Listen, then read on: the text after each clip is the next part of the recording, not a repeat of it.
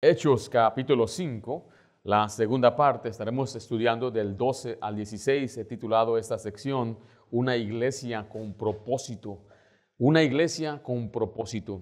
Una iglesia enfocada en su propósito va a experimentar el poder de Dios, va a tener unidad y va a cumplir con la misión que Dios le ha dado para alcanzar a los perdidos.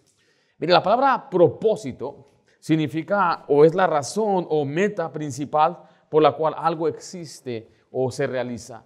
Y la iglesia tiene un propósito. No olvide el propósito de la iglesia. Según Hechos, el propósito principal es ser testigos de Cristo en todo el mundo. Acompáñenme a Hechos. Bueno, ahí en Hechos 1:8 dice la Biblia: pero recibiréis poder cuando haya venido sobre vosotros el Espíritu Santo y me seréis, ¿no te dice ahí? Testigos en Jerusalén, en toda Judea, en Samaria y hasta lo último de la tierra. Note que el propósito en el libro de Hechos vemos que es proclamar el evangelio. Este es el propósito principal de una iglesia. Es hacer discípulos y enseñarles, es adorar a Dios en unidad, es servir las necesidades de otros y es demostrar el amor de Cristo a través de un buen testimonio. Este es el propósito de la iglesia. Esos son los elementos que componen el propósito de una iglesia que glorifica a Dios. Sin embargo, hay un problema que las iglesias de hoy constantemente enfrentan, porque les hace falta claridad en su propósito principal. Algunos piensan que debe enfocarse en la justicia social o en la política. Algunos lo ven como un lugar nada más de reunión o un lugar social. Me cuenta un amigo que él visitó una iglesia allá por St. Louis. Dice que todo lo que el pastor de aquella iglesia hablaba era acerca de la política. No habló nada de principios bíblicos. Hablaba sus opiniones y sus molestias en la injusticia y lo que eran los asuntos políticos, mencionando políticos por nombre. La iglesia no se trata de eso. La iglesia tampoco debe tener un énfasis principal en ayudar a la gente para sus necesidades físicas. O sea que un día yo deseo, anhelo que nuestra iglesia pueda hacer una bendición a la comunidad en ayudarles en algún asunto de su necesidad de comida o de ropa, pero eso no es el trabajo principal de una iglesia.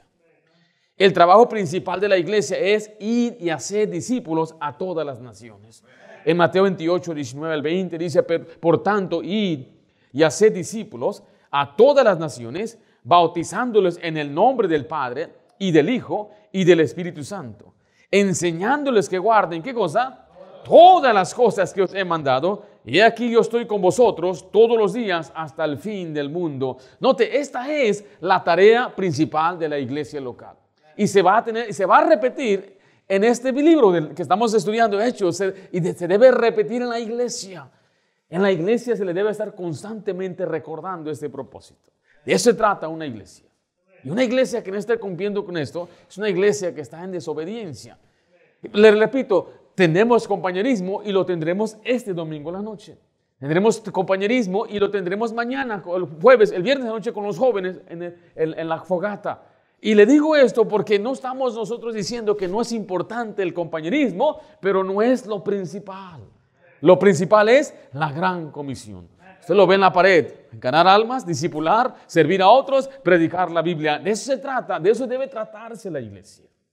Entonces quiero recordarle a usted y a cada persona que asiste a nuestra iglesia, y usted debe unirse a este propósito. Es un propósito divino. Es un propósito dado por una autoridad divina. Viene de Jesús mismo. Jesús dijo: porque el Hijo del Hombre no vino a buscar y a salvar lo que se había perdido. La iglesia primitiva entendió este llamado y se dedicó a ser testigos de Cristo. Y nuestra iglesia debe dedicarse a eso también. Entonces, la misión de la iglesia en Hechos era ser testigos y alcanzar al mundo. ¿Cuál debe ser la misión de la iglesia el día de hoy? La misma misión. No debe dejar de existir esta misión. Ahora mire, en este pasaje Lucas describe el impacto del ministerio de los apóstoles ahora en Jerusalén. Aquí vemos milagros. Vamos a explicar una vez más sobre lo que son los milagros, pero esos milagros en verdad reflejan el poder de Dios para cumplir la misión de Cristo. Y esto sucedió inmediatamente después de un juicio. ¿Se acuerdan del juicio que estudiamos en Hechos del capítulo 5, del 1 al 11? Vemos como que la iglesia triunfa y después vienen ataques. Triunfa y otro ataque. El primer ataque fue externo, el segundo fue interno. Ahora vamos a verlo triunfar, porque enseguida viene otra vez ataque externo. Después de ese ataque externo, ¿qué cree? Viene otro ataque interno. Entonces la iglesia va a estar constantemente luchando con asuntos dentro de la iglesia y asuntos fuera de la iglesia. Pero en este pasaje vamos a ver una iglesia con un propósito. Veamos entonces 3 características esenciales de una iglesia que está enfocada en su propósito. Note conmigo en primer lugar el poder de los apóstoles. Cuando hablamos del poder de los apóstoles, estamos mirando una iglesia empoderada, una iglesia poderosa. Hechos 5:12 dice, y por la mano de los apóstoles se hacían muchas señales y prodigios en el pueblo. El poder de los apóstoles no era algo inherente en ellos, sino era una manifestación del Espíritu Santo obrando a través de ellos para confirmar el mensaje del Evangelio. Las señales y prodigios se realizaban visibles y eran sorprendentes, pero esos sirven para autenticar el mensaje. Quiero que veamos unas definiciones antes de iniciar en la letra A. En primer lugar, la palabra señal es un prodigio o un presagio, es decir, un hecho inusual, trascendiendo el curso común de la naturaleza, es algo sobrenatural. La palabra prodigio es un hecho o fenómeno que excede los límites regulares de la naturaleza. Eso es un milagro, es algo que sucede fuera de lo normal, fuera de lo común. Las sanidades, abrir los ojos de los ciegos, hacer el cojo andar y hacer a aquellas personas que no podían hablar, poder hablar. Hoy en día, aunque no dependemos de milagros visibles, el poder de Dios sigue obrando. Veamos en primer lugar, Dios confirma su mensaje con poder. Cuando usted y yo vemos estas señales y prodigios, lo que está haciendo Dios es confirmando su mensaje. Le repito, no es algo que sucede el día de hoy. En Hechos 5:12 dice, y por la mano de ¿quiénes?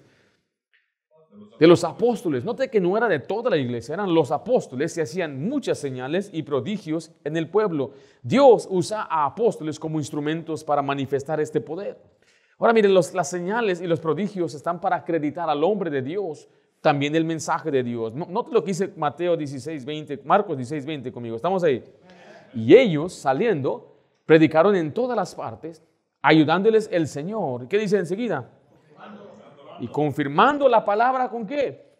Con las señales que les seguían. Note que ellos iban saliendo y ellos predicaban un mensaje, pero ellos también tenían el poder para hacer señales. Este pasaje nos declara exactamente el propósito de sus señales. ¿Qué era el propósito? ¿Qué dice el pasaje? Deme la definición que dice ahí. Confirmar el mensaje, confirmar la predicación de la palabra de Dios. Va a haber personas que le van a decir que esta parte de Marcos no debe estar ahí.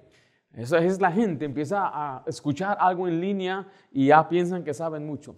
Nosotros seguimos una Biblia compuesta por 66 libros y una compilación donde hubo muchos manuscritos.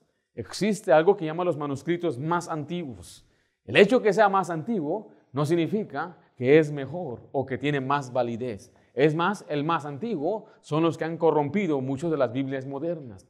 Se encontraron los manuscritos por ahí y estaba más completo también. Entonces era más antiguo y era más completo. La razón por qué esa Biblia eso no se utilizó en los tiempos que se escribieron esos, los mismos contemporáneos de esos días rechazaron esos manuscritos. Entonces la gente no quería deshacerse de la Biblia porque aún contenía mucho de las Escrituras y los archivaron o los guardaron en un lugar seguro. Años después lo hallan y ahora dicen, se nota que en los manuscritos más antiguos no deben estar estos pasajes. Es muy sencillo, es una falacia, es un error muy sencillo que muchos cometen, pero quiero explicarle porque esto es palabra de Dios. Lo que leímos aquí nos da una explicación del propósito de los milagros, era para confirmar la palabra de los predicadores. ¿Sí vimos ahí? Dice de nuevo, y confirmando la palabra con las señales que le seguían. En Hechos 2:22, vaya allá por favor. Quiero que vea el propósito de las señales en Jesús. O sea que las señales y los prodigios probaron que Jesús fue enviado por el Padre. Hechos 2:22 dice, varones israelitas, oíd estas palabras, Jesús Nazareno, varón aprobado por Dios entre vosotros. Note, con las maravillas, prodigios y señales. De esta manera es como Dios pudo aprobar o como Cristo fue probado ser enviado por el Padre. En Hechos 4:29 Note una vez más que las señales acreditaban el mensaje de los apóstoles. Dice, y ahora, Señor, mira sus amenazas y concede a tus siervos que con todo denuedo hablen tu palabra, mientras extiendes tu mano para que se hagan, ¿qué cosa? Sanidades y señales y prodigios mediante el nombre de tu santo Hijo Jesús.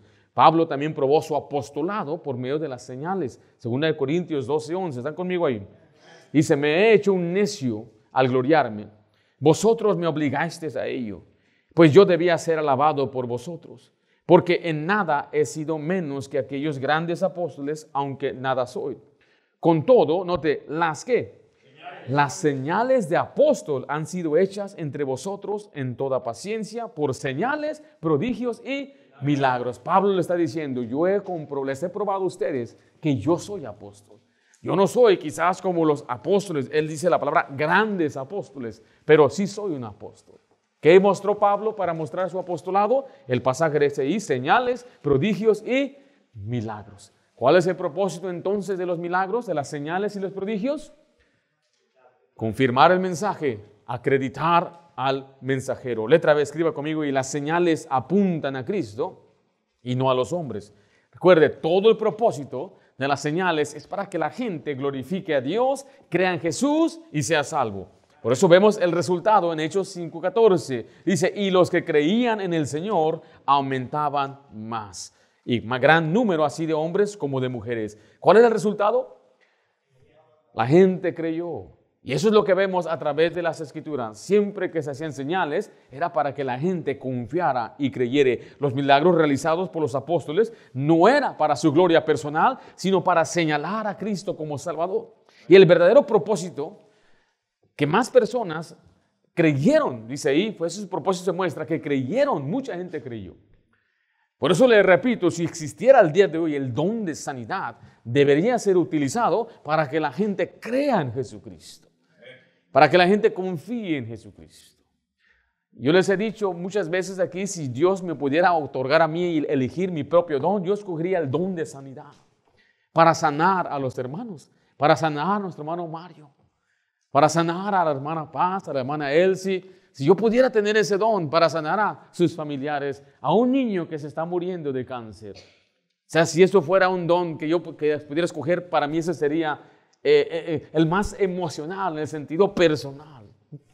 Pero vemos que muchos en la Biblia no fueron sanados, muchos murieron. Las sanidades en la Biblia muchas veces simplemente fue para acreditar el mensaje y muchos creyentes no observaron estos milagros y no fueron sanados. Ahora mire, ¿cómo va a creer la gente el día de hoy entonces sin milagros? Hay quienes pueden preguntar, ¿cómo puede una persona ser salva hoy si no hay señales? Bueno, los milagros, recuerda, acreditan el mensaje, pero la gente no siempre va a creer. Note lo que dice en Números 14, versículo 11. Y Jehová dijo a Moisés, ¿hasta cuándo me ha de irritar este pueblo? ¿Hasta cuándo no me creerán con todas las señales que he hecho en medio de ellos? Pues había un pueblo que vio muchas maravillas, pero no ¿qué? No creían. Los judíos habían visto las señales de Jesús, pero tampoco le creían en él. En Juan 6:26 dice, respondió Jesús y les dijo, de cierto os digo, que me buscáis, no porque habéis visto, ¿qué? Las señales, sino porque comisteis el pan y os saciasteis. Él está diciendo, ustedes no me siguen porque me creen, ustedes no me siguen porque yo soy su Salvador, me siguen porque ustedes quieren comer. Es más, ni es por las señales que vistes. Acompáñame a Juan capítulo 12 en su Biblia y quiero que vea que aún los fariseos, ellos confirmaron o sabían, ellos pueden decir, sí, hay una señal que se hizo, pero no creían en la señal. Judas vio a Jesús. ¿Usted cree que Judas no vio todas las señales? Pero no creía en él. Entonces, el hecho de que haya señales no significa siempre la gente va a creer. En Juan 12:17, ¿están conmigo? Y daba testimonio la gente que estaba con él cuando llamó a Lázaro del sepulcro y le resucitó de los muertos. Por lo cual también había venido la gente a recibirle, porque había oído que él había hecho esta señal. Pero los fariseos dijeron entre sí, ¿ya veis que no conseguís nada? Mirad, el mundo se va tras él. Note el versículo 9 al 11. Gran multitud de los judíos supieron entonces que él estaba ahí y vinieron, no solamente por causa de Jesús, sino también para ver a Lázaro, a quien había resucitado de los muertos. Pero los principales sacerdotes acordaron dar muerte también a Lázaro, porque a causa de él muchos de los judíos se apartaban y ¿qué? Y creían en Jesús. Pero los fariseos creían, negaron el hecho que existía, que se hizo una señal. No, ellos sabían, ellos están confirmando que sí se hizo una señal, pero no creían en Jesús. Los apóstoles nunca evangelizaron mediante milagros, evangelizaron siempre mediante la predicación de la palabra. Romanos 1:16 nos dice, porque no me avergüenzo del evangelio, porque es poder de Dios para salvación a todo aquel que cree. Recuerde, los milagros solamente confirmaban la palabra. Una vez terminada la palabra, o sea, la Biblia completa, los milagros ya no tienen razón de ser. ¿Quién de ustedes fue salvo por ver un milagro? Yo creo que sí, todos aquí fueron salvos por observar un milagro. ¿Cuál milagro fue, mi hermano Oscar? Ese milagro le pudo atraer a usted a creer en el Señor, pero usted vio milagros de Jesús. ¿Hay un milagro? Bueno, menos que dice Juan 20, 30 al 31. ¿Está conmigo? Hizo además Jesús muchas otras señales en presencia de sus discípulos, las cuales no están escritas en este libro. Pero ¿estas qué? Estas señales se han escrito, ¿para qué? Para que creáis que Jesús es el Cristo, el Hijo de Dios, y para que creyendo tengáis vida en su nombre. Entonces, ¿cuáles son las señales que necesitamos? Los que están en la palabra de Dios. ¿Fue una señal que Cristo resucitó? ¿Es un milagro? ¿Pero lo vio usted? Sí, lo vio aquí. Lo vimos en la Biblia, ¿correcto? Eso me refiero, pues. O sea que todas las señales ya las tenemos aquí. Recuerda, el judío, él por su incredulidad siempre le pedía señal. Jesús, danos señal. Jesús dijo, una generación maligna y perversa pide señal. Porque ellos rechazaban lo que Dios ya había escrito. Y esta es la única fuente de autoridad que tenemos de fe para creer en Jesucristo. En lugar vimos el poder de los apóstoles. Número 2, vemos la unidad de la iglesia. Recuerde, estamos hablando de una iglesia que tiene un enfoque, un propósito. El propósito era evangelizar y Dios usó el poder de los apóstoles para lograr eso. Pero en segundo lugar vemos la importancia una vez más de la unidad en la iglesia. La Biblia repite este tema una y otra vez en el libro de Hechos. Hechos 5:12 dice, y por la mano de los apóstoles se hacían muchas señales y prodigios en el pueblo. Y estaban todos, note qué, unánimes en el pórtico de Salomón. Una iglesia unida. La unidad de la iglesia es una marca esencial de una congregación que glorifica a Dios y cumple su propósito. Escriba ahí conmigo, unida en propósito. Leímos hace un momento y estaban todos unánimes en el pórtico de Salomón. Esta iglesia primitiva estaba unida en esta misión de proclamar a Cristo. Todos sabían, ¿qué es mi parte en esta iglesia? Predicar. ¿Y qué debe ser la parte en cada miembro de esta iglesia? No se oye. Predicar, evangelizar, ganar almas. ¿Todos? Pero ese no es mi don. Una excusa que he escuchado. No es don evangelizar. Pero es que no es mi habilidad, no es su habilidad que compartirle a otro lo que ha sucedido con usted. Es que soy tímido. Le hace falta el poder del Espíritu Santo para tener de nuevo. Cuando una persona es llena del Espíritu Santo es como transformada a otra persona y le da una valentía. Pero es que se van a reír de mí. Lo mismo, le hace falta el poder del Espíritu Santo y tiene el espíritu de cobardía y no de poder. Pero es que no tengo tanta inteligencia. La Biblia dice que no requiere que usted tenga acreditación del mundo, simplemente conozca a Jesús, conozca el Evangelio y con eso es suficiente para iniciar. ¿Con quién voy a ir? Tenemos una iglesia ya preparada. Hermanos que ya lo han hecho, un entrenamiento para ayudarle. Tenemos un librito que le va a guiar, a evangelizar. O sea, excusas ya no hay. Solamente que usted diga, bueno, no quiero ir. Entonces, el no ir, la única alternativa a cumplir con este mandato es desobediencia. Escuche esa frase, la única alternativa a evangelizar o ganar almas es desobedecer a Dios. Usted debe emocionarse que Dios le ha salvado a usted. Usted debe estar contento de que Él le ha dado vida eterna, pero a la vez se debe llenar de tristeza que hay mucha gente que no conoce de Cristo. Pablo lo confirma en Romanos 9 y 10 por su continuo dolor en su corazón. Él anhelaba que su propia gente, Israel, fuera salva y se quebrantaba el corazón al punto que él quería ser hasta anatema. Decir, yo prefiero, si Dios lo permitiría, irme yo al infierno en lugar de mis hermanos según la carne, Israel. Hace falta una pasión. Yo reconozco que hay momentos que esa pasión puede menguar. Porque mire, cuando Dios le derrama esa pasión en su corazón, usted lo hace en cualquier lugar, no se limita al programa de ganar almas. No solamente el martes y el sábado, usted lo hace en el trabajo, en el vecindario, con los parientes, con los amigos, a todo mundo le anda diciendo de Jesucristo. Cuando usted está apasionado por algo, como por el béisbol, de todo, eso es todo lo que está hablando. Cuando usted se apasiona por el fútbol o la política o los carros, y usted le habla a todo mundo de eso. Un muchacho enamorado le cuenta a todos que han enamorado ahora con Martina y todo lo que habla es de Martina. Un hombre que está lleno del Espíritu Santo y tiene el corazón de Dios y él sabe que el mejor mensaje del mundo es el Evangelio, él a todo mundo le dice de eso. Ha menguado su pasión por el evangelismo. Ha perdido su fervor. Recuerde, ese es el propósito principal de la iglesia local. Una iglesia que todos sabían que tenían ese trabajo. No se trataba solamente de estar juntos físicamente, sino que estaban de acuerdo en corazón y mente para glorificar a Dios y cumplir la obra de Dios. Esta palabra unidad es la armonía en el acuerdo entre personas para un propósito, ¿qué dice ahí? Común. ¿Cuál es el propósito? ¿Cuál es? Una de mis hijas se enfermó y llamamos a 911.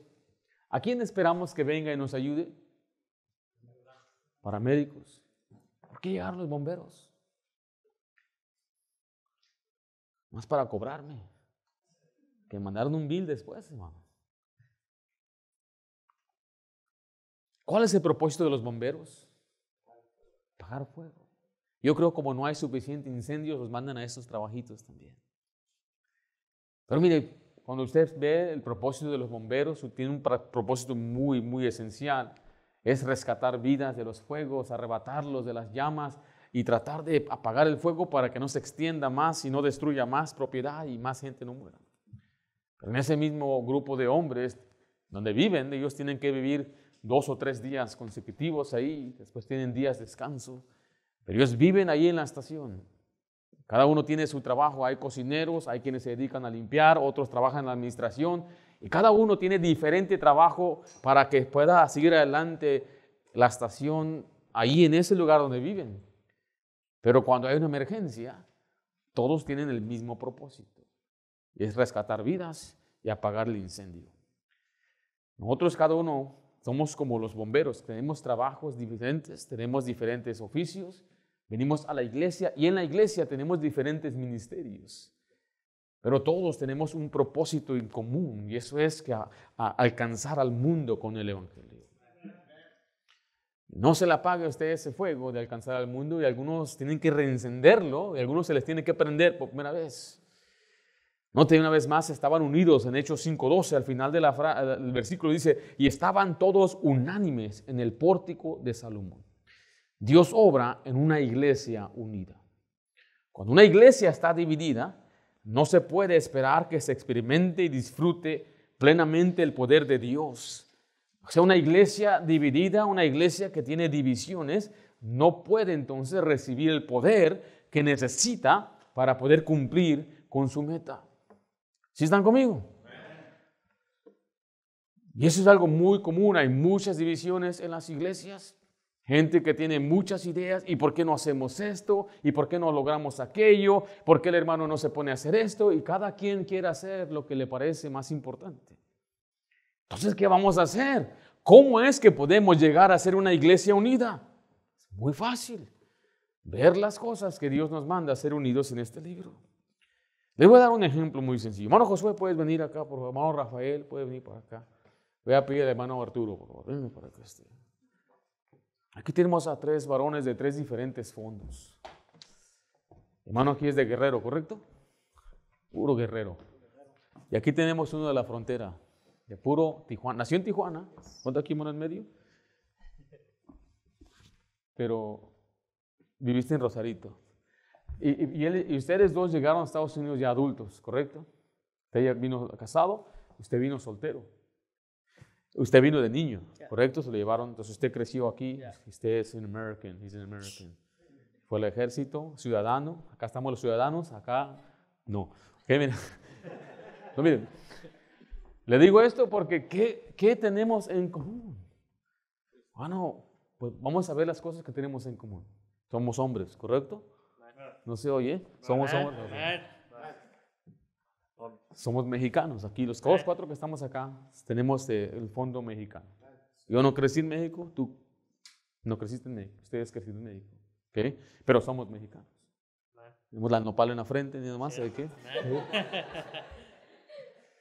Tenemos muchos gustos parecidos, podemos decir, pues el típico hombre hispano, deporte, fútbol, béisbol, boxeo, frijoles, ¿amén? Frijoles, amén. Los niños, yo decía lo mismo cuando era chiquito, pero ya cuando creces te das cuenta de lo que es bueno. Tenemos gustos en la gastronomía, gustos en muchas cosas, pero en adelante, ¿qué hay en común uno que creció en Estados Unidos con uno que no? Un hombre que estuvo en el ejército mexicano y otro ejército americano, puede ver que hayan algo en común. ¿Qué nos va a unir a nosotros a trabajar por la misma causa? Sabemos que a los hispanos nos gusta la unidad. Eso cuando viene un nuevo a la compañía y luego empiezan a bajarlo, son como el cangrejo, ¿no? Jala, jala. Cuando alguien enciende, jálalo para abajo. Entonces, ¿qué es lo que necesitamos para que estemos unidos? Porque él dice, bueno, en la iglesia, ¿por qué no hay más música? Y dice, bueno, en la iglesia, ¿por qué no hay más deporte? Bueno, en la iglesia, ¿por qué no hay más estudio? Cada quien está enfocado en lo suyo y esa gente viene y dice, ¿y dónde hay para los niños? ¿Y dónde está? Mire, ¿dónde hay eventos especiales para los mecánicos? Yo soy mecánico, ¿no hay algo especial para mecánicos aquí? No hay algo especial. Y la gente a veces va y busca una iglesia pensando que la iglesia está para satisfacer sus caprichos, sus necesidades personales. Existe un movimiento que le llaman el movimiento sensible del buscador, Seeker Sensitive Movement, que fue creado más que nada por un pastor en Chicago y después aquí en Orange County vino uno en los 70s. Y a propósito, ya no está pastoreando. Pero le digo esto porque no estamos nosotros para complacer a los hombres. Queremos agradar a Dios. Queremos hacer lo que Dios dice. ¿Cómo nos vamos a poner entonces de acuerdo en nuestras vidas? Porque aún podemos tener discusiones y riñas. Yo no me llevo con él no se lleva con él. Entonces, como él es mi amigo, entonces él es su amigo de él. Entonces, como dije, yo no me llevo con él y como ellos dos son amigos, él no me quiere hablar a mí. Entonces yo me hago de grupos. No, mira, esos bros nada más, mira, puros hipócritas aquí. Ya empezamos a ver riñas y es lo que empieza a pasar en las iglesias. ¿Sí me está escuchando? Muy bien, entonces, ¿qué hacemos? ¿Cómo mantenemos la unidad? Tomen asiento, varones. En primer lugar, note lo que dice Efesios 4:13. Para que haya, mire, le voy a mostrar una lista para que usted la vea. Esto es lo que nos va a ayudar a mantenernos unidos. Fe y doctrina, amor y la comunión, adoración, oración, servicio y visión, humildad y perdón con el poder del Espíritu Santo. Todo esto que usted va a ver aquí es el mandato de unidad según la Biblia. Note, fe y doctrina en Efesios 4:13. ¿Están conmigo? Hasta que todos lleguemos, ¿a qué dice ahí? ¿A la unidad de qué? De la fe. Note que la unidad viene cuando estamos unidos en nuestra fe y doctrina. ¿Sí ve? Aquí está el primer punto de tener unidad. La fe y del conocimiento del Hijo de Dios. El conocimiento del Hijo de Dios es la salvación en Cristo Jesús. No puede haber unidad si no estamos unidos en la salvación en Cristo. Una iglesia como la nuestra debe predicar constantemente que la membresía de la iglesia es para los creyentes bautizados, para los que son creyentes en Cristo Jesús. No vamos a decir, bueno, yo creo en las obras, yo también creo en las obras, pero no para qué. Para ser salvo. Bueno, es que yo tengo estas doctrinas. Bueno, nuestra iglesia tiene cierta doctrina que nosotros creemos porque se basa en lo que dice la Biblia. Jesús es Dios. La iglesia es el cuerpo de Cristo. No creemos en la iglesia universal. Creemos en la familia espiritual. Creemos que el Espíritu Santo no es una fuerza, sino que es la tercera persona de la Trinidad. Creemos que la Biblia es la palabra de Dios y la única autoridad de fe y práctica. Entonces, sí tenemos un cuerpo de doctrina que predicamos. Entonces la unidad viene por la fe y el conocimiento. 1 Corintios 1:10 dice, os ruego pues hermanos por el nombre de nuestro Señor Jesucristo, que habléis, note, todos una misma cosa y que no haya entre vosotros, ¿qué? Divisiones, sino que estéis, note, perfectamente unidos en una misma mente y en un mismo parecer. Y todo esto viene por la palabra de Dios. La fe ahora nos lleva a tener la misma conducta. ¿Están conmigo?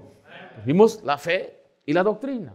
Pero en segundo lugar vemos la unidad en el amor y la comunión. Note Colosenses 3:14. Y sobre todas estas cosas, vestidos de ¿qué? Vestidos de amor, que es, note, el vínculo perfecto.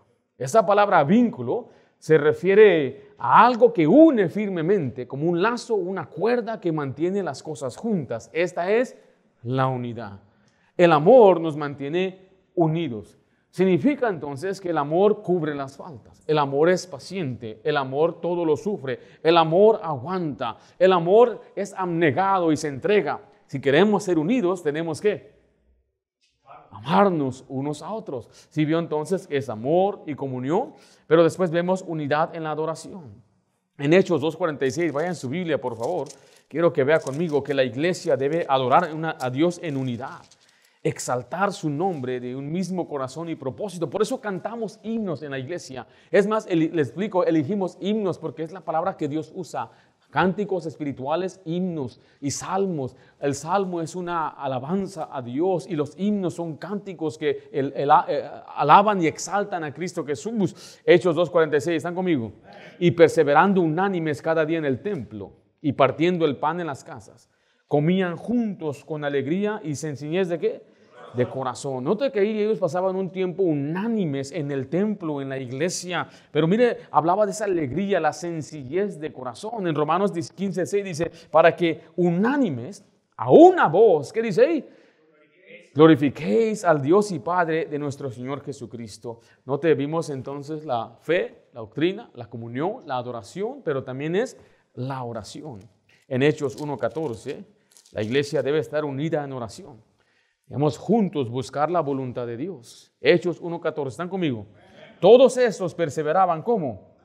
Unánimes en la oración. En Mateo 18:19 dice, otra vez os digo, que si dos de vosotros se pusieren de acuerdo en la tierra acerca de cualquiera cosa que pidieren, les será hecho por mi Padre que está en los cielos. Y el contexto es la iglesia orando. ¿Cómo nos mantenemos unidos?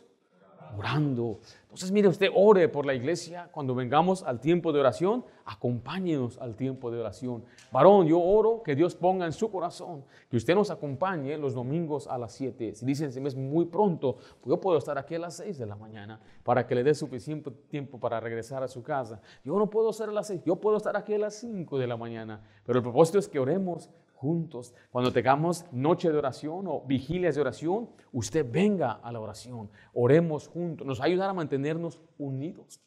Ahora, miren, tengo un liderazgo en nuestra iglesia de 5 varones y ese liderazgo yo creo se va a quedar así, que han sido hombres muy fieles y muy leales, pero sí quiero extender a un grupo secundario de liderazgo de puro varón que se una y venga a orar juntos, a tomar decisiones juntos, a considerarlos para que usted pueda también aportar. Pero mire, todo eso se hace. Yo confiaría cuando alguien aporta algo si es una persona de oración.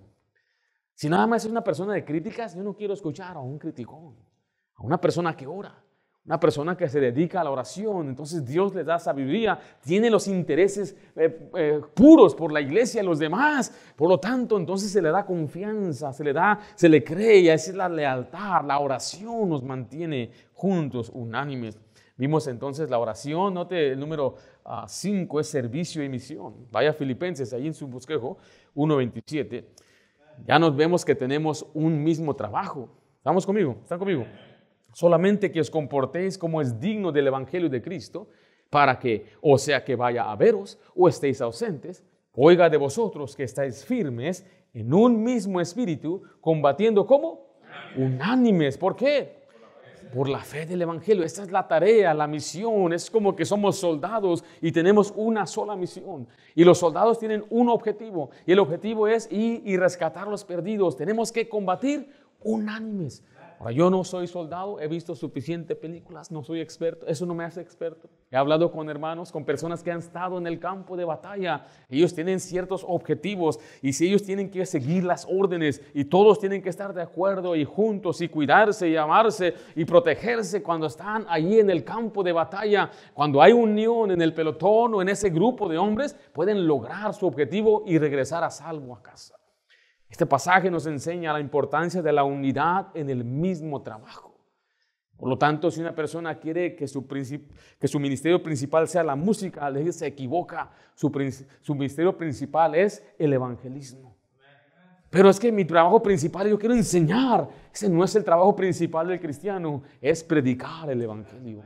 Pero es que mi principal trabajo aquí es ordenar, organizar, es cocinar, es arreglar o decorar. Todas esas cosas que le menciono son necesarias, son importantes, pero el trabajo principal de cada cristiano aquí debe ser ganar almas.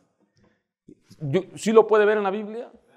Y es por eso entonces que es un requerimiento esencial para que una persona pueda ejercer en un ministerio, es que tenga el corazón de Dios por las almas perdidas.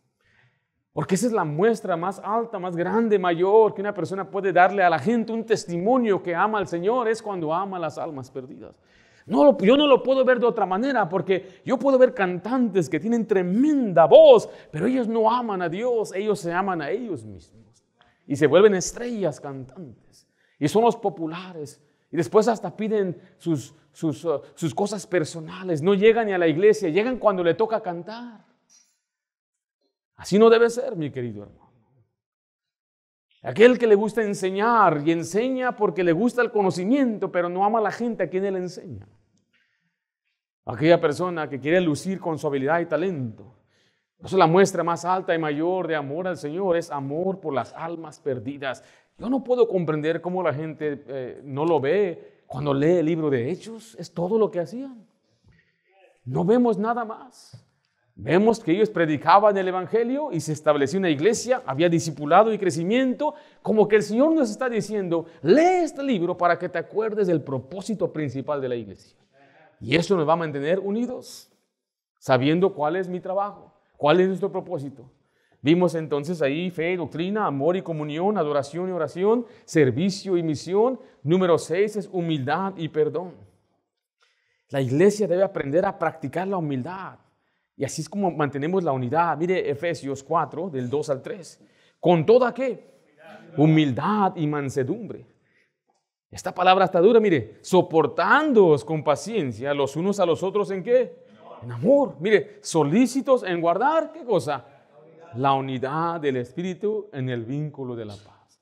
Note que la unidad en el Espíritu viene después de que hay unidad, que viene por la humildad, por la mansedumbre, por el amor que requiere que nos soportemos unos a otros. Me imagino que en esos pelotones de los soldados, cuando salen, hay uno que otro que es fastidioso, uno que es más flojo y más lento. ¿Qué vamos a hacer? ¿Abandonarlo? ¿Vamos a matarlo? ¿Entregarlos al enemigo? ¿Qué podemos hacer? Ahora aquí hay varios ex soldados aquí. Hermano, tú estuviste en el soldado, hermano Ángel. Usted no era el flojo, hermano Ángel. ¿Sí se acuerda de uno que era así? Lo único que podíamos hacer es amonestarle, animarle. Pero si nos ponemos hasta enojados, nos vamos a dividir y no va a haber la protección que necesitamos. No necesitamos. Aún en las familias les enseño yo a mis hijas cosas así que ellas no deben estar peleándose. Oh, mis hijas, ellas a mí me respetan, me hablan bien a mamá, pero yo escucho cómo se hablan entre ellas. Dijo, ¿serán cristianas? Yo escuché una vez eran esos búfalos grandes de África que tenían unos cuernotes, los water buffaloes. Ellos estaban unidos y siempre que venía el león se ponían de espaldas. Entonces el león cuando daba la vuelta se encontraba con puros cuernos.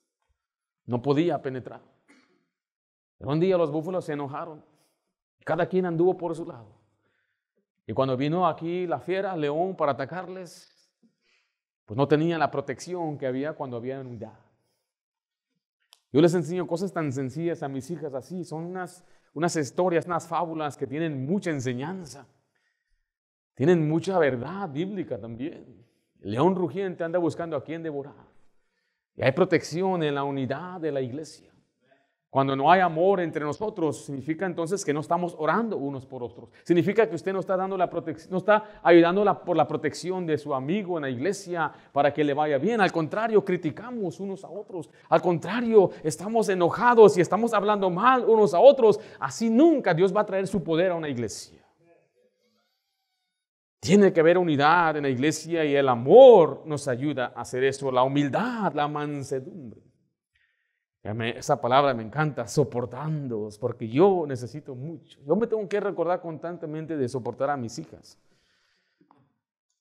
No son tan terribles, pero son 7. Lo que no comprenden algunos es que nunca hay un momento de silencio en mi casa. Realmente cuando están dormidas y mi esposa y yo digamos, ay, qué bonito se oye. Yo sé que son niñas y me refiero yo por la impaciencia que yo tengo. No estoy diciendo porque son malas, sino porque son niñas y actúan como y no nos hace falta a veces paciencia con nuestros hijos. Estamos ocupados haciendo algo, papá, estoy ocupado. Qué feo. Tengo que recordarme constantemente, mi hija es más importante que cualquier cosa que yo estoy haciendo. Entonces falta aguante, paciencia. Yo les he dicho muchas veces, mi esposa me dice, ¿necesitan zapatos? ¿Se acuerdan? ¿Quiénes? Todas. Pero encontré una lista ayer. Decía las necesidades de las niñas Ayala. Y dije, ¿y todo esto qué? ¿Lo necesitan? No, hombre, dije, Señor, dame paciencia. De esa manera usted debe ver a su hermano en el Señor. Es que este hermano no me saludó. Paciencia. Este hermano me habló muy feo. Y a veces unas ofensas muy fuertes, muy duras. Aprenda a soportar, a ser paciente. Ore por él, ore por ella. Porque aún somos parte de la iglesia y necesitamos la unidad. Hermano, no sea criticón. Hermanita, no ande hablando mal de otra gente. No ande desanimándome a otra hermanita, por favor. No sabe cuánto trabajo nos cuesta en que una persona venga a la iglesia a visitarlo, discipularle, animarle constantemente, llamarle, para que usted nada más venga y le empiece a contar un chisme y se desanime así. No escucha chismes. Yo no ando chismeando de nadie en la iglesia. Yo no le cuento nada negativo ni malo de algo que pasa aquí en la iglesia ni fuera a nadie. Porque yo no quiero ser causa como piedra de tropiezo para una persona. Quiero animar, anime mejor. No me ande desanimando a los hermanos. Anímelos, levántelos. Mantenga la unidad. Al fin y al cabo, aunque trabajamos en diferentes ministerios, estamos trabajando con una misma misión. O sea, las hermanas de guardería, las que ayudan con el café y los que limpian, los que arreglan los baños. No, mira nada más cómo dejar a los niños otra vez. Unidad, paciencia. Yo soy muy detallista, especialmente cuando entramos aquí. ¿Se acuerdan? ¿Quién tiró allá? Hay que arreglar aquí, papá. Por el bien. Pero no, mira más estos cumples nada más. Nos dejaron unas sillas bien brillosas. Unas niñas tenían vestidos con, ¿cómo le llaman eso? Glitter. ¿Cómo le llaman eso? Eso que brilla. Ahí le dejaron todo. ¿Quiénes fueron? ¿Y quiénes fueron? Fueron sus hijas, pastor. A veces son las mías, a veces son las vuestras. Una vez creo un accidente, una televisión se quebró. ¿Fue accidente? Vamos a enojarnos por eso. Accidentes son accidentes. No se están enojando por accidentes. Si alguien lo hace a propósito, entonces ahora sí. Si la agarró y la tumbó, ¡ja, ja, ja, ja! Entonces sí, eso me va a causar un poco de molestia, pero a la vez, oye, bro, ¿qué te pasó? ¿Por qué la quebraste así? Hay que ser humildes, hermano. Hay que soportarnos. Soporte a los niños del otro hermano. Solamente sus hijos son querubín para usted, yo sé. Pero soporte también a los otros niños desobedientes y que no hacen caso. Yo amo a todos los niños por igual. Pero es posible que otros no. Necesitamos la humildad, el perdón. Y la unidad viene, dice ahí, por el Espíritu Santo. Efesios 4:3 dice una vez más, ahí al final, ¿están conmigo? Amén. Solícitos en guardar la unidad ¿de quién? Del Espíritu. Para que haya unidad, entonces debe haber todos estos elementos que le acabo de mostrar. ¿En qué área necesita trabajar usted? Crecer en su conocimiento del Hijo de Dios y su doctrina, crecer en amor, reconocer que la adoración, porque muchos se desalientan, vienen a nuestra iglesia y no ven tamborazos y bandas. Mira, nuestra adoración aquí es espiritual, que Dios se agrade. Amén. Música que exalta a Cristo, llena de doctrina y de Biblia, la oración, nuestro servicio, nuestra misión, la humildad y el Espíritu Santo. Note que ellos estaban en el pórtico de Salomón. Efesios 5:12 dice al final, y estaban todos unánimes en el pórtico de Salomón. Les recuerdo, la iglesia no tenía su propia propiedad. Se reunían en el templo, en un lugar con muchas columnas llamado el pórtico de Salomón. En este lugar es donde los escribas daban sus enseñanzas. Es más, ahí es donde iban a vender en el templo. Y fue donde Jesús volcó esas mesas, porque había un grupo de hombres haciendo negocios. Ahora ellos no tenían su propia propiedad, pero se reunían ahí y en las casas. En Hechos 2:46, lea conmigo, por favor. ¿Está conmigo? Y perseverando unánimes cada día, ¿dónde? En el templo. Y partiendo el pan, ¿en dónde? En las casas. Cuando habla de las casas, no se refiere que en mi casita, venga hermano, vamos a tener iglesia aquí. No se refiere a que las iglesias se reunían en casas. Mire Hechos 12:12.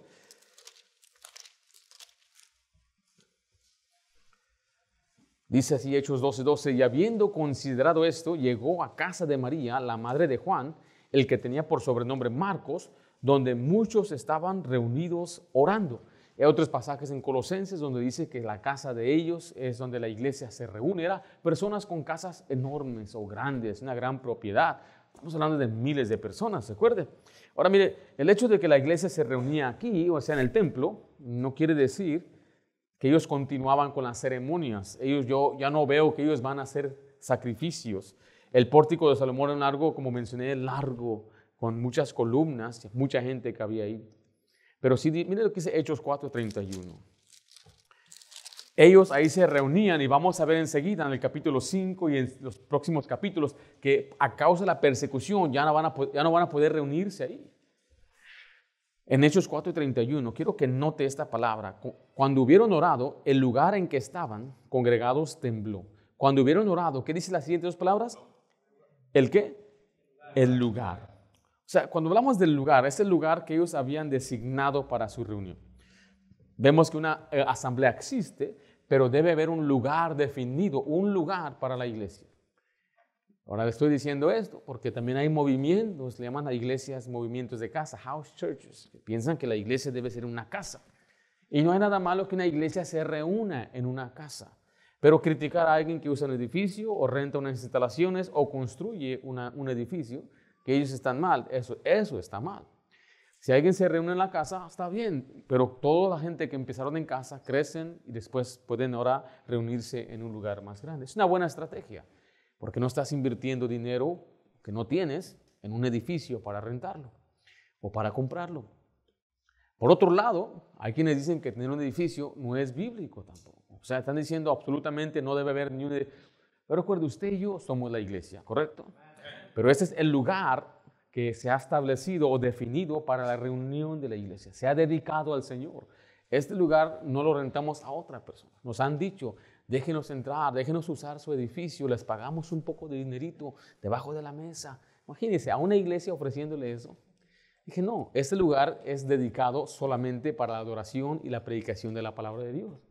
Pero en el día, yo sé, en el día parece que se está perdiendo el dinero, pero no es así. Dios bendice y este lugar es dedicado completamente para la casa de Dios. Por eso también tenga respeto cuando venga a la casa de Dios. Ese no es una sala de un teatro, no es un lugar donde usted puede venir aquí a abrir sus sabritas y comer palomitas. No, no es una iglesia. Es la iglesia del Dios viviente. Cuide la iglesia. Hay accidentes, pero también cuida a sus hijos. Que no los vea subiéndose acá arriba, subiéndose en las sillas, quebrando cosas, jalando alambres, metiéndose donde deben estar. Hay que enseñar a los hijos que cuiden este lugar. Únese usted también a ayudar, a limpiarlo, a prepararlo. Vamos a pintar esta pared, véngase a trabajar, tendremos un día de arreglo. Hemos trabajado bastante, agradezco a los hermanos que le han puesto su dinero, su sudor a la casa de Dios. Ame la casa de Dios. Esta es la casa de Dios. Ellos no tenían un lugar de reunión, tenían que reunirse en un lugar público. Sin embargo, escriba la letra B, vemos la admiración y respeto del pueblo. En Hechos 5:13 dice, de los demás ninguno se atrevía a juntarse con ellos, mas el pueblo los alababa grandemente. Ellos estaban muy unidos con el propósito que Dios les había dado. Vemos la unidad en la iglesia, pero la gente de afuera, los incrédulos, habían oído lo que había pasado con Ananías y Zafira y tenían miedo. Y muchos no se querían unir a la iglesia ni creer en Jesús, pero les tenían mucho respeto. Mire Proverbios 16:7, dice, cuando los caminos del hombre son agradables a Jehová, aún a sus enemigos, ¿qué dice ahí? Hace estar en paz con él. Cuando usted está bien con Dios, mire, usted no le tenga miedo a nadie, aún los de afuera le van a respetar. Es por eso que muchos en el trabajo no lo respetan, porque saben, este es cristiano y mira cómo es. Pero cuando saben, este es cristiano y vive de una manera digna de Dios, le tienen mucho respeto. O lo respetan, se cuidan de no decir malas palabras enfrente de él, se cuidan de no decir chistes sucios, le tienen respeto. Y es una marca de un cristiano maduro. Por eso, cuando un pastor se le llama a un pastorado, note lo que dice, mira Timoteo 3:7, también, hablando del candidato para ser pastor, también es necesario que tenga buen testimonio. ¿De dónde? De los de afuera, para que no caiga en descrédito y en lazo del diablo. Primera Tesalonicenses 4:12 dice, a fin de que os conduzcáis honradamente, ¿para con quién? Para con los de afuera y no tengáis necesidad de nada. Note que es importante tener un buen testimonio en la iglesia, pero también fuera de la iglesia. ¿Qué piensan de usted? Sus vecinos, su patrón, sus primos, sus parientes, en la casa donde usted vive, si la comparte, ¿qué piensan de usted? ¿Qué saben de usted? Hay puras peleas y puras riñas y pura gritería y no se hablan. ¿O qué saben de usted? Este es un manota, si se roba las cosas, cuídalo bien. Él habla mucho, es muy flojito, siempre llega tarde al trabajo, se me anda durmiendo en el trabajo. ¿Qué sabe la gente? ¿Qué testimonio usted está dando con los de afuera? La iglesia tuvo un tremendo testimonio. Vimos el poder de los apóstoles, la unidad de la iglesia y número 3 y último, el progreso del evangelio. En Hechos 5:14 al 15 dice, y los que creían en el Señor aumentaban más, gran número así de hombres como de mujeres. Vemos una iglesia que está creciendo, fructífera. El progreso del ministerio en este pasaje es evidente por estos aspectos principales. Número 1, escribe ahí el crecimiento numérico de la iglesia. La iglesia iba creciendo en número. Dice, y los que creían en el Señor aumentaban más. ¿Qué dice la siguiente palabra ahí? Gran número. Gran número, así de hombres y de mujeres. ¿Quiénes son los que creían? Esas son las personas que creen en el Señor. O sea, el crecimiento numérico no debe ser nada más de una turba de gente que viene. Debe ser un grupo de gente creyente. Una gente que conoce el evangelio. Turbas las podemos levantar regalando cosas y haciendo rifas y cosas así. Mucha gente es la manera, su táctica de atraer a la gente. Nuestro trabajo es agradar a Dios. Y que la gente que venga a la iglesia, si no es salva, que conozcan a Cristo. Pero generalmente nuestro énfasis debe ser para el pueblo de Dios. Le repito, no es una iglesia que debe agradar a los incrédulos, es una iglesia que agrada a Cristo. Y la iglesia que Dios diseñó es para edificar a los santos. La gente que no conoce de Cristo es bienvenida a la iglesia, pero ellos tienen que salir de este lugar escuchando el evangelio. Es nuestra preocupación más grande que una persona, para nosotros una persona. Esta frase aquí en el Señor destaca que Jesús es el objeto de su fe. No los apóstoles, no los milagros o las señales, sino que ellos creyeron en Jesús, en el Señor. aumentaban más, dice el pasaje, y esa palabra significa que estaban continuamente creciendo. Pero si notó la frase que dice hombres y mujeres. Esta es la primera vez que Lucas menciona mujeres en el libro de Hechos. Esto no está diciendo que no son importantes. No está diciendo tampoco que no fueron salvas en Hechos 2 o Hechos 3. Sin embargo, aquí vemos que se empieza a desempeñar la clave del crecimiento de la iglesia, que incluye la unidad no solamente de hombres, pero también de las mujeres. Nota lo que dice Gálatas 3, 26 al 28. Pues todos sois hijos de Dios por la fe en Cristo Jesús. Porque todos los que habéis sido bautizados en Cristo, de Cristo estáis revestidos. Ya no hay judío ni griego, no hay esclavo ni libre, no hay varón ni mujer, pues todos vosotros sois uno en Cristo Jesús. Esto habla de la importancia de la posición espiritual de la mujer. La mujer no es segunda clase, una ciudadana de segunda clase. Ella es coheredera de la gracia de Dios. Ella es muy importante, desempeña un papel muy importante.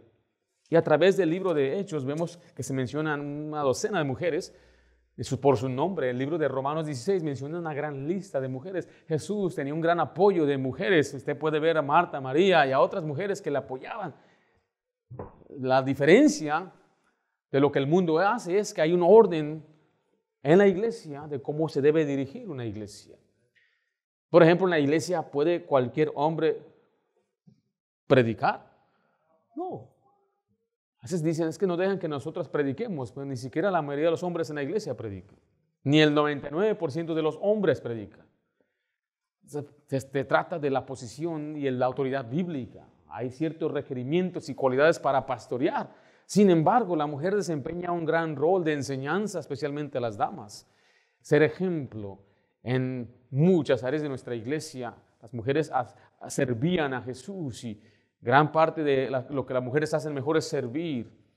Es una gran bendición tener una iglesia llena de mujeres servidoras. Cuando hay tiempo de servir, se levantan y hacen el trabajo con esmero y a veces con mejor actitud que los hombres. Y ahí se están sudando, pero alegres, haciendo el trabajo, enfermas, con problemas aquí y allá, pero mira, sirviendo al Señor. Y el hombre, me duele el pelo y no viene a la iglesia.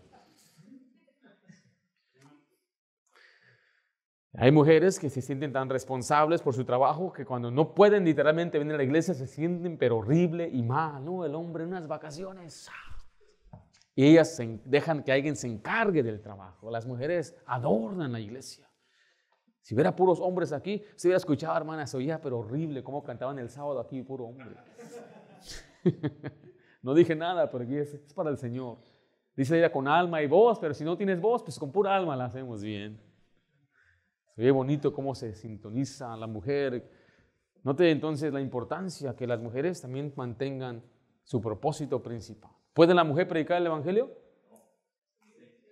¿Puede ganar almas la mujer? ¿Puede hablar a otro hombre ella? Sí. Vemos ahí ejemplos en la Biblia como Priscila y Aquila. ¿Sí es Priscila y Aquila? Ella instruyó a Apolos. Vemos que ella fue una colaboradora con Pablo. La Biblia menciona hijas de Felipe, le llamaba las evangelistas. La evangelista es una que declara el evangelio. Nosotros estamos diciendo, mi querida hermana, que usted no puede, usted puede, usted debe predicar el evangelio. A veces las mujeres son más efectivas, porque el hombre muy fácil nos enojamos nosotros. Salimos enojados, ¿qué dijiste de mí? Y lo tomamos muy a pecho. Pero mire, todo esto lo estoy diciendo porque la Biblia aquí resalta la importancia de la mujer. Amamos nosotros, no somos machistas y la Biblia no es una Biblia que degrada a la mujer, exalta a la mujer. Ella será alabada, dice Proverbios capítulo 31. Vimos el crecimiento numérico de la iglesia y finalmente el impacto de la iglesia. Versículo 15 al 16 dice, tanto que sacaban los enfermos a las calles y los ponían en camas y lechos, para que al pasar Pedro, a lo menos su sombra cayese sobre alguno de ellos. Y aún de las ciudades vecinas, muchos venían a Jerusalén, trayendo enfermos y atormentados de espíritus inmundos. ¿Qué dice la última frase? Y todos eran sanados. Este impacto de esta iglesia trascendió los límites de Jerusalén. Ellos no salían de Jerusalén. ¿Sí vio? Esa es una desobediencia que usted puede notar en ellos, pero traían a la gente a Jerusalén. La gente reconocía que Dios estaba obrando en esta iglesia, un tremendo testimonio. La gente estaba siendo sanada. Muchos fueron sanados. Dice el versículo 28, Hechos 5, 28. Quiero que aunque estaban sanando a la gente, no era lo único que hacían. Diciendo, no os mandamos estrictamente que no, ¿qué? Sellaseis en ese nombre. Y ahora habéis llenado a Jerusalén de vuestra.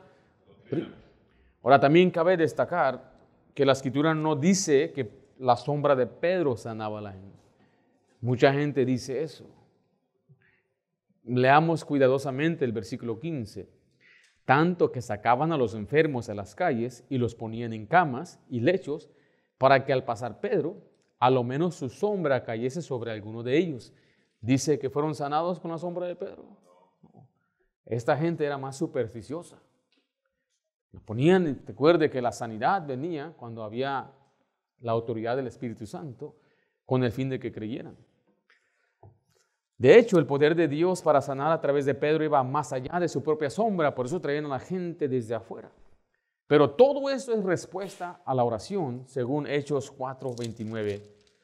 Note lo que dice un capítulo antes. Ellos se encontraron orando unidos. Dice, y ahora, Señor, mira sus amenazas y conceda a tus siervos que con denuedo hablen tu palabra, mientras extiendes tu mano para que se hagan, ¿qué cosa?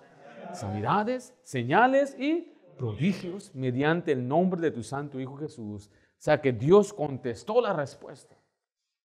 Queremos dos cosas, Señor. Danos valor y denuedo para predicar el Evangelio, pero danos esas señales para acreditar el mensaje. Y cuando eso sucedió, es tremenda esa frase, todos fueron sanados. Todos fueron sanados. Ahora, ¿Dios sana hoy? ¿Sana el cuerpo físicamente? Mencionamos hace un momento acerca de la sanidad de Chely. Chely se le cerró un hoyito que tenía en su corazón. Fue un gran milagro. Y sí, me da mucho gusto que sucedió en las primeras semanas de su jornada cristiana, nuestro hermano. Porque eso le ayudó a poder también confiar en Dios, porque él vio la respuesta a la oración. Dios contesta la oración. ¿Puede él sanar o quiere sanar? Sí, reprende fiebres, fortalece cuerpos, cierra agujeros en el corazón. Aquí lo tengo, cierra agujeros en el corazón. Desaparece tumores, sana de cáncer, confunde a los médicos y muchos médicos se quedan maravillados. Todo eso sucede para que las obras de Dios se manifiesten y para que Dios sea glorificado. Nos da instrucciones claras, usted lo puede leer después en Santiago 5, del 13 al 15. El enfermo también debe orar. En Salmo 6:2 dice, ten misericordia de mí, oh Jehová, porque estoy enfermo. Sáname, oh Jehová, porque mis huesos se estremecen. Quiero recordarle también que había mucha gente en la Biblia que Dios no sanó. Vamos a llegar al capítulo, creo que va a ser el capítulo 8, donde una mujer murió de enferma. Pablo tenía un aguijón en la carne. Epafrodito estaba a punto de morir. Timoteo tenía frecuentes enfermedades en su estómago. Trófimo dice, lo dejé en Mileto enfermo. Entonces no siempre la gente se sana. Hay gente que afirma tener el don de sanidad. Quiero recordar una cosa, el diablo también sana. Si una persona no sana, teniendo la oración y dar la gloria a Dios, y si yo sano, eso no es de Dios. El hecho de que yo pueda orar para que alguien se sane no significa que yo tengo el don de sanidad. Ni tengo que ponerle la mano en nadie, ni tumbarlo, ni hacer oración por él. Usted cuando ve en la Biblia las sanidades, nunca se hacían en oración. Simplemente se declaraba que ya era sano y ya. Yo ya he hablado de esto en otros capítulos, capítulo 2, de hecho, usted puede regresar. Tengo una enseñanza que se llama el don de sanidad, según la Biblia. Pero quiero recordarle que también hay poder del diablo para engañar a la gente, aún con sanidades y prodigios. Y en los últimos tiempos habrá más de esto. Sin embargo, esas sanidades tenían con el propósito de acreditar el mensaje para que la gente sea salva. Y mucha gente fue salva. Vimos entonces el poder de los apóstoles, la unidad de la iglesia, el progreso del ministerio. Se logra con una iglesia que tiene un propósito y está claro su misión. La próxima semana estaremos estudiando una vez más la oposición de los líderes religiosos y cómo los apóstoles van a ser arrestados. Y esta vez van a ser van a ser no solamente amenazados, pero los van a golpear. Vamos a orar.